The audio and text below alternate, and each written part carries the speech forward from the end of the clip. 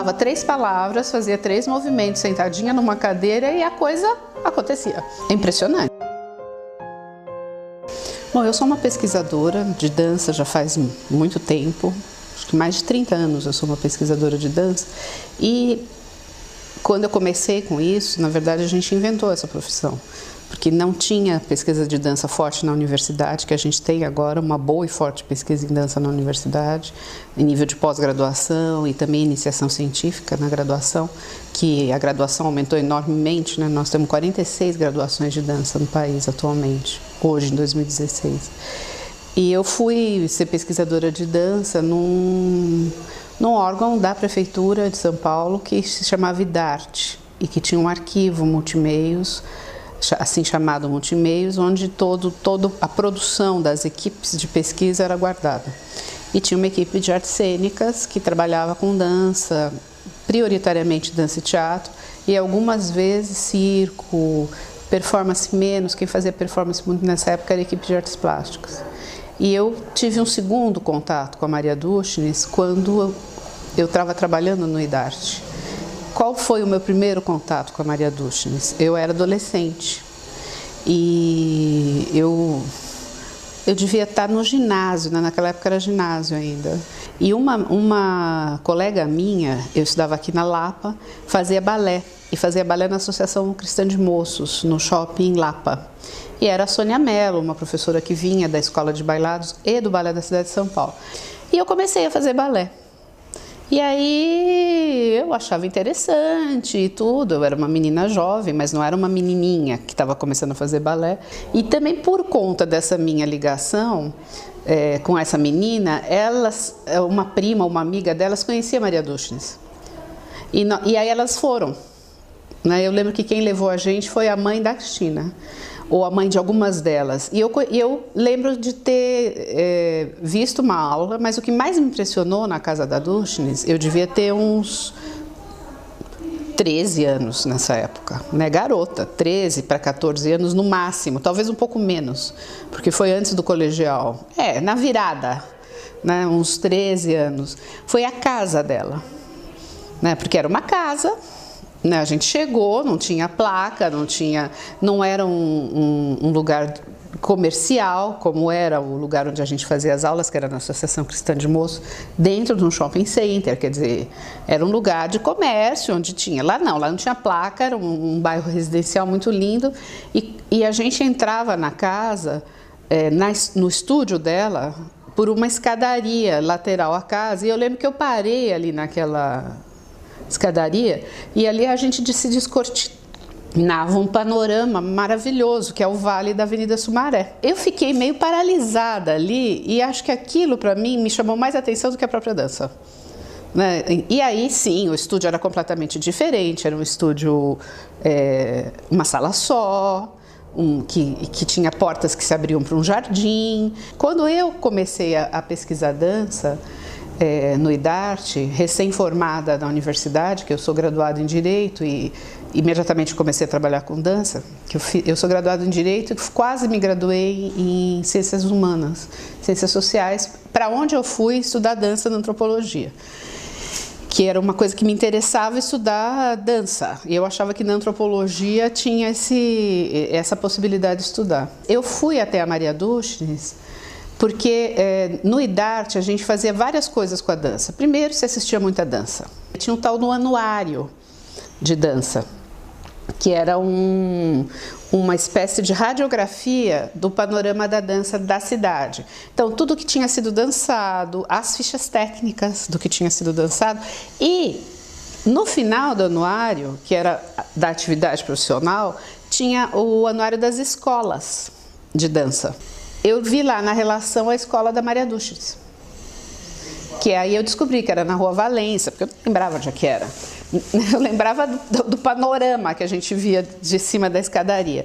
E aí tinha algumas coisas para fazer, algumas fotos para identificar, porque a gente, naquela época, sim, não tinha vídeo, então os espetáculos de dança eram fotografados em preto e branco, depois em slides, para a gente ter uma ideia da cor. Era um trabalho primoroso. Eu falei, não, então essa é aquela professora de dança moderna que eu conhecia mais de 10 anos atrás, nessa altura eu fazia 15 15 anos que eu tinha estado, sei lá. Não me lembro direito das datas, eu sou ruim com datas, na verdade. E aí eu fui novamente até a escola dela, já na condição de pesquisadora. E ela virou para mim e falou: ah, mas você não quer fazer dança? Aí eu olhei para ela e falei assim: mas como assim? Não, mas você vem, porque eu... Aí ela falou assim, mas eu falei, mas como assim? Aonde que eu me encaixaria aqui? Você vem com uma roupa e você dança e eu vejo onde você se encaixa, porque ela fazia esses testes, né? Ela enfiava a gente, pelo menos comigo foi assim, em algum grupo e via se combinava, mas ela já tinha em mente um grupo para mim. E aí começa essa história da Maria, que a Maria não era só uma professora de dança, ela era uma analista de movimento. E movimento no sentido amplo, movimento humano, de como as pessoas se movem, como elas poderiam se mover, o que faria com que elas se movessem em outra direção, etc. Né? E aí ela me colocou num grupo, que era o das quartas-feiras, e aí foi que eu comecei a ter contato com ela semanalmente e dentro desse grupo. E era um grupo muito interessante. Então, no meu grupo estava a Marta Soares, que foi minha colega, né, de aula, estava a Márcia Bozon. Então tinha uma gente que depois virou bailarina, não é coreógrafa, bailarina, mas o meu interesse não era. Né? O meu interesse era mais ter contato com uma área e com uma experiência que eu tinha tido quando eu era menor, com balé, que tinha sido, não é que foi difícil, mas eu percebi que aquilo não era a minha coisa, dançar não era a minha coisa.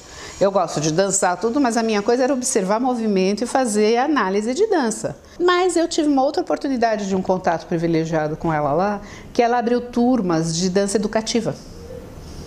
Porque ela tinha uma proposta, ou um convite, ou não sei como é que surgiu, de introduzir dança nas bibliotecas distritais e nas bibliotecas infanto-juvenis. E aí ela abriu uma turma para formar gente para trabalhar. E aí eu falei, opa, vou entrar nessa história. Então, aí eu ia 2 vezes por semana no estúdio. E aí eu fiz, e cheguei a estagiar. Eu dei aula para criança dentro, com supervisão dela, no Centro Cultural do Jabaquara. Nesse projeto a gente trabalhava em duplas. E por que se trabalhava em duplas? Porque ela escolhia duplas de professores, ou de estagiários, no caso, que a gente estava fazendo estágio, que tinham movimentos diferentes entre si, para as crianças terem espelhamento diferente. Então, se eu, por exemplo, era direta e pesada, a outra tinha que ser flexível e leve, a preferência. Né? E aí eu estudei o primeiro bloco desse curso, eu fiz. E num segundo momento, quando eu já deixei de frequentar as aulas, quando a gente foi fazer um livro chamado Dança Moderna, eu propus que um capítulo fosse com as mães da modernidade. Que aí eu entrevistei, fiz uma longa entrevista com ela, e acho que umas 3 entrevistas com a Renê Gumiel, que era mais esparsa. A entrevista da Renê Gumiel é composta de várias entrevistas. Da Maria, não. E aí foi um outro momento meu com a Maria, porque eu entrei na sala da casa dela para entrevistá-la e tive acesso a materiais de trabalho dela. Não era mais aluna, eu era uma pesquisadora. Então eu tive um contato diferente, e depois teve um outro contato que, quando a Lenora Lobo, que foi minha professora e que veio a ser, eu vim a colaborar com ela em 2 livros, agora 15 anos atrás, mais para frente, quando ela veio do Laban Center, ela propôs, com o apoio da Maria Dushnis, uma lei para a dança no Brasil, que a dança seria disciplina. Isso é 1986, 85, eu tenho essa data. E o pai da Lenora era senador e ele fez um projeto de lei. E a Maria Dushnis estava com a Lenora nisso. E, como a gente sabe, até hoje isso não foi aprovado. Maria era uma pessoa que não explica, a aula dela não era explicativa, era autoexplicativa, de certa maneira. E tinha essa enorme qualidade de pôr as pessoas para dançar, né? Todos os alunos dançavam. A gente fazia... tinha uma parte de aquecimento, uma parte de chão, uma parte em pé, mas tinha um momento no final que essa dança coral, o coro de movimentos, como modernamente a gente traduz agora, acontecia toda aula. E isso vinha sendo preparado desde o momento em que ela pensava naquele grupo. né? Ela tinha capacidade de fazer trilhas sonoras maravilhosas. E as trilhas sonoras tinham ligação com as dinâmicas do que ela estava preparando. Era uma coisa impressionante. A Dona Maria era uma pessoa que tinha grande sofisticação em tudo que ela fazia, mas ela tinha uma capacidade de tornar isso tudo muito corriqueiro, né? Acho que é uma coisa dos gênios mesmo. Então você está ali vendo aqueles diamantes brotarem da terra e eles falam, diamante, diamante, diamante, porque você colhe e vai brotar outros. É uma capacidade infinita de doação, né? Tem tanto, não custa nada dar. Na verdade é isso, entendeu? Então, não, se tem tanto a contribuir, então vamos lá, entendeu? Então é uma coisa meio, é uma fonte, né? E isso, ela trabalhava com isso como se fosse a coisa mais natural do mundo. E é assim que tem que ser, é assim que tem que ser, não, enfim. É assim que muitas vezes acontece, né? Que você só se dá conta dos diamantes brotando da terra, daquela fonte cristalina, quando aquilo te toca ou quando você lembra desses momentos. Então, para mim, ela era uma pessoa até tímida, né? Recolhida. Ela tinha tido... ela era uma bailarina de origem, né? Ela mesma diz, nessa entrevista que eu fiz com ela, que o que ela queria era dançar. E ela só dançava. Inclusive, ela disse que ela se casou só porque o marido dela viu ela dançando, porque ela nem conversava com os meninos. Então, sabe? E aí ela foi tolhida nesse desejo, nesse impulso, nessa energia, né? Pela paralisia infantil. Então, eu imagino que isso deva ter sido muito doloroso, em todos os sentidos. Tanto de conhecimento corporal e de dança que ela tinha, como ajudou ela a sair da imobilidade, né? E andar sem bengala, apesar de ter, né, músculos e tendões e tudo lesionado, seriamente. Então ela descia, subia a escada, ela às vezes descia sentada a escada interna, quando ela tinha dor, que tinha uma escada interna na casa dela que ligava com o estúdio dela. E uma vez ela me falou assim, o que me salvou foi a rede de balançar, né? Então, eu sempre digo que quem tem algum trauma, que tem que se balançar, que é uma coisa que é terapêutica. E depois vários fisioterapeutas de ponta trabalham com rede, né? Não só no Brasil, em vários lugares do mundo, que é a coisa do balanço, do ritmo, da suspensão de peso, sem nenhum tipo de apoio fixo e rígido embaixo. Então ela disse que fazia coisas malucas, que isso ela fala na entrevista, ficar pulando nos colchões. Quer dizer, ela foi se curando. E aí ela se dedicou a ensinar.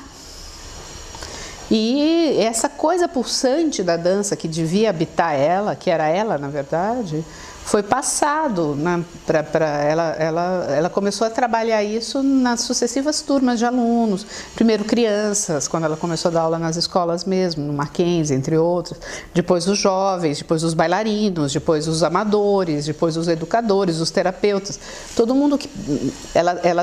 o espectro é bastante grande, né, de perfis. Pesquisadores como eu. Eu não era uma pesquisadora de dança dançada. Aquilo me interessava pessoalmente, mas também me interessava como pesquisadora. Era uma pesquisadora top de linha, como uma jovem pesquisadora trabalhando. Era assim que eu encarava isso. E assim que eu encarei também, uma das últimas saídas dela para fazer para estar em público foi quando eu a convidei. Eu fiz um projeto no Sesc Pinheiros que chamava São Paulo Dança Moderno. E isso foi, não sei, foi a última vez que eu a vi, na verdade. Que eu convidei e as alunas dela mais próximas, porque eu nunca fui do primeiro círculo, nem do segundo. Eu era uma pessoa, de certa maneira, que atravessava os círculos quando era necessário, né? A partir do meu trabalho de pesquisadora. E aí as pessoas de um círculo mais próximos dela falavam, não, ela não virá. Eu falei, mas ela me disse que vinha. E a Maria veio. E deu aula, porque tinha uma masterclass, tinha assim, esse diálogo que era entre um acadêmico e uma grande personalidade. E eu lembro que foi muito gozado, porque era no Sesc Pinheiros, antes do Sesc Pinheiros existir, era uma casinha na Rebouças que eles ocuparam para começar, né, a trabalhar. E ela veio, ela chegou, não sei quem trouxe, porque eu falei, bom, agora o primeiro círculo que se vire, entendeu? Para arrumar o neto, o filho, não sei. Mas ela estava muito ruinzinha das pernas. E aí eu falei assim, ué, mas tem tanto bailarino aqui, vai um lá e traz ela no colo. E ela ficou super contente. Porque ela falou, nossa, cheguei carregada por um bailarino. Foi muito interessante isso. Aí eu percebi, eu falei, ela é uma bailarina, né?